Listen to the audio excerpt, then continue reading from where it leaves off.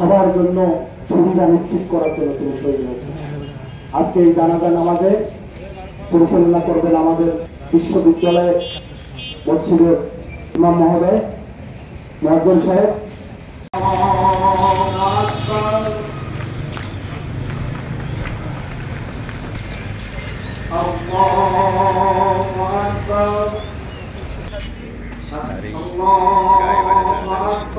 সকাল ৯টায় কিন্তু আবু সাঈদের গ্রামের বাড়ি জাফরপাড়া।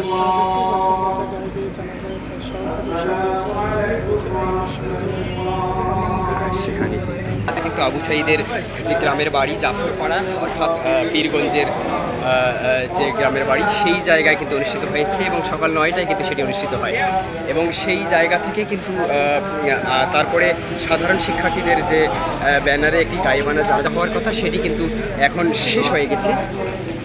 এখন কিন্তু মোনাজাত হচ্ছে এই আবু সাঈদের রুহের মাগফিরাত কামনা করে এবং আমরা দেখছি যে গতকালকে কিন্তু পুলিশের গুলিতে নিহত হয়েছে এবং তারই প্রতিবাদে কিন্তু বেগম রোকেয়া বিশ্ববিদ্যালয়ের শিক্ষক সমাজ। আমরা লাশ নিয়ে এসেছিলাম ক্যাপ্টেন গ্যালারি থেকে, আমাদের হাত থেকে লাশ চুরি করে নিয়ে গেছে।